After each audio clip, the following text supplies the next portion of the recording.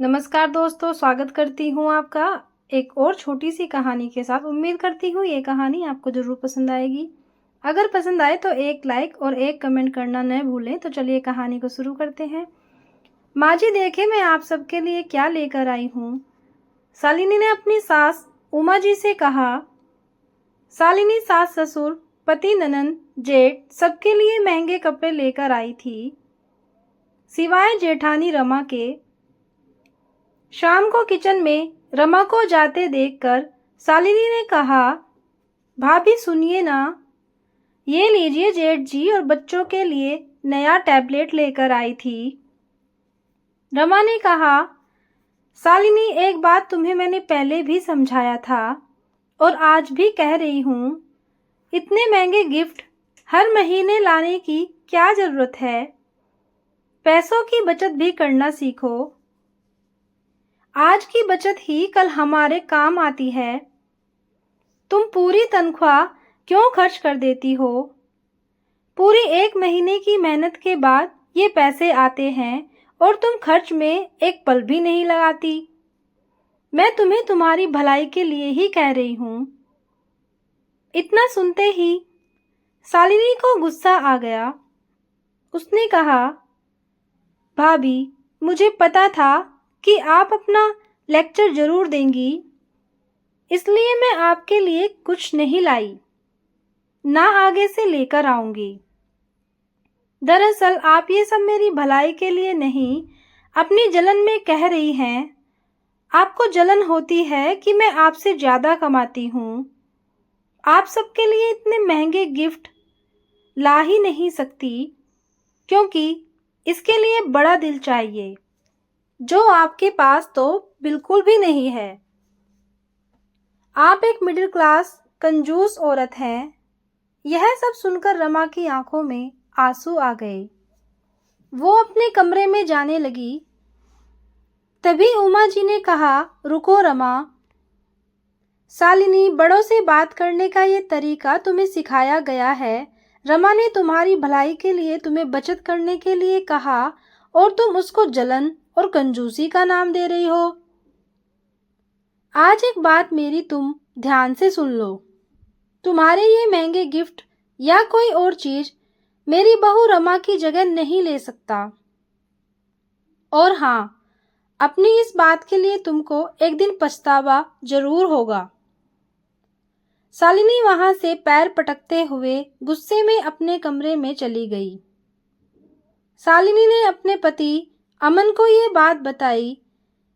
कहा, अमन बुरा मत मानना, लेकिन मैं चाहे कितनी भी कोशिश कर लूं, लेकिन भाभी की जगह कभी नहीं ले सकती, क्योंकि मैंने लव मैरिज की और जेठानी जी माँ जी की पसंद से आई हैं।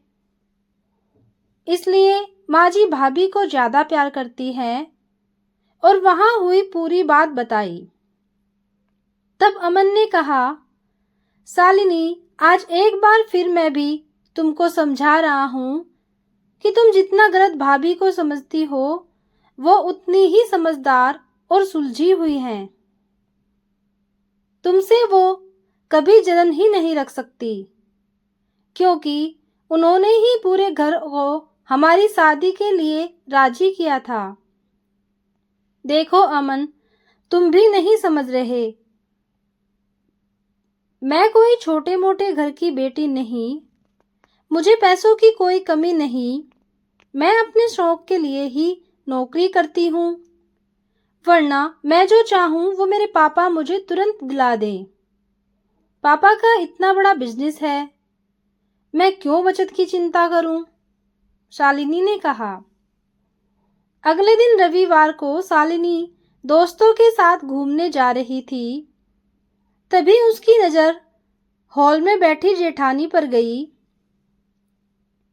उसने गुस्से से अपना पर्स उठाया और फोन हॉल की टेबल पर ही भूल गई। रमा ने आवाज देनी चाही तो उमा जी ने रोक लिया। कहा, जाने दो, वैसे भी एक फोन है उसके पास। अभी आवाज दोगी तो बेकार में नाराजगी झेलनी पड़ेगी। रमा ने कहते हुए जैसे ही फोन रखा, देखा तो शालिनी के फोन पर उसके भाई का फोन आ रहा था। रमा ने फोन उठाकर बोलना चाहा कि तभी उसने बिना आवाज सुने रोते हुए बताया कि दीदी जल्दी अस्पताल आ जाओ, पापा को अस्पताल लेकर जा रहे हैं। कहते हुए फोन रख दिया। रमा के साथ पूरा परिवार अस्पताल पहुंचा। वहां जाकर पता चला कि उनके पार्टनर ने उन्हें धोखा दे दिया और धोखे से सब कुछ अपने नाम कर लिया। शालिनी का भाई उमेश मुंह पर हाथ रखकर बेंच पर बैठा रो रहा था। तभी रमा ने उसके सिर पर हाथ रखते हुए कहा, उमेश, क्या बात है, अपनी बड़ी बहन को नहीं बताओगे क्या? उमेश आश्चर्य से रमा को देखने लगा और सारी बात बताई कि अभी पैसे जमा नहीं किए गए तो डॉक्टर इलाज नहीं करेंगे। मुझे और माँ को पापा ने पैसों की कभी डिटेल नहीं बताई। अभी हमारे पास इतने पैसे नहीं हैं और शालिनी दी का भी फोन नहीं उठ रहा है। शालिनी दी भी फोन नहीं उठा रही, मुझे लगा कि वो ही आएंगी। रमा ने कहा, लाओ मुझे बिल दो और तुम आंटी के पास जाओ, मैं अभी आती हूँ, और जाकर काउंटर पर पैसे जमा करा दिए। शालिनी ने फोन पर अपने भाई के इतने सारे मिस कॉल देखकर परेशान हो गई। तभी उसको उमेश का मैसेज रिसीव हुआ जिसमें उसने लिखा था, दीदी पापा की हार्ट सर्जरी हो रही है, अर्जेंट पैसे चाहिए। और उसने उस मैसेज में पूरी बात लिख के बताई। शालिनी भागती हुई अस्पताल पहुंची। तब तक ऑपरेशन हो चुका था। वहां सिर्फ अमन और उमेश मौजूद थे। शालिनी रोए जा रही थी। तब अमन ने कहा, शालिनी घर चलो, अभी पापा को आईसीयू में रखा है, अब कल सुबह ही मिलना हो पाएगा। शालिनी ने अमन से कहा, अमन, मुझे उमेश से 1 मिनट कुछ बात करनी है। हाँ ठीक है, कह के आ जाओ, मैं कार में बैठा हूँ। शालिनी ने उमेश से कहा, उमेश, तूने पैसों का इंतजाम कहाँ से किया? क्या अमन से लिया या मेरे ससुराल वालों से? उनको तूने सारी बात बता दी क्या? शालिनी मन ही मन सोच रही थी कि अब उसको हमेशा ताने सुनने पड़ेंगे और इनके पास होंगे तो भी ये लोग मदद नहीं करेंगे। सासू माँ ने पहले ही कह दिया था। तब उमेश ने कहा, नहीं दीदी, सिर्फ रमा दी को सारी बात पता है और उन्होंने ही अस्पताल के पैसे दिए बिना किसी को बताए। दीदी वो तो बहुत अच्छी हैं, डॉक्टर से बात की और बिना किसी शोरगुल के मदद भी की। अगर आज वो न होती तो ना जाने क्या होता। वो तो माँ को भी अपने साथ घर पर लेकर गई हैं। शालिनी हो गई सुनके कि जेठानी की इज्जत उसने कभी नहीं की, आज उन्होंने उसके लिए इतना कुछ किया।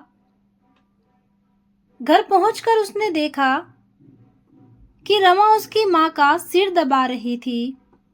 शालिनी माँ के गले लग गई। तब रमा ने शालिनी से इशारे में ना रोने की अपील की।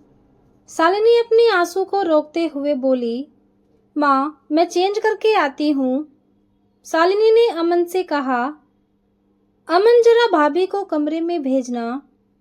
रमा कमरे में आते ही बोली, शालिनी, मैंने तुम्हें रोने से इसलिए रोका क्योंकि आंटी जी कब से रो रही थी और उनका सिर दर्द होने लगा था।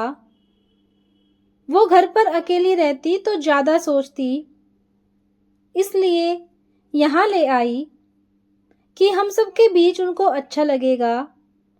तुमको बुरा लगा हो तो शालिनी ने रमा का हाथ पकड़कर अपना एक हाथ रमा के मुंह पर रख के कहा, भाभी बस इतना शर्मिंदा मत कीजिए मुझे, आप मुझे माफ कर दीजिए, मैं आपको पहचान नहीं पाई। आपकी अच्छाई को आपका ढोंग समझ बैठी। आपका एहसान मैं कभी नहीं भूलूंगी। नहीं शालिनी, कोई एहसान नहीं किया मैंने। वो भी तो मेरे माता पिता के समान ही हैं। और बहनें कभी एक दूसरे पर एहसान नहीं करती। तुम तो मेरी छोटी बहन जैसी हो। गलती करना तुम्हारा अधिकार है, समझाना मेरा काम। समझी? हाँ भाभी, शालिनी ने रमा के गले लगकर रोते हुए कहा। लेकिन अब आपकी ये छोटी बहन कभी कोई गलती नहीं करेगी और आपकी हर बात मानेगी। वादा रहा। तो दोस्तों, ये थी एक छोटी सी कहानी। उम्मीद करती हूँ ये कहानी आपको ज़रूर पसंद आएगी। पसंद आए तो एक कमेंट ज़रूर करना और लाइक तो बनता ही है। धन्यवाद।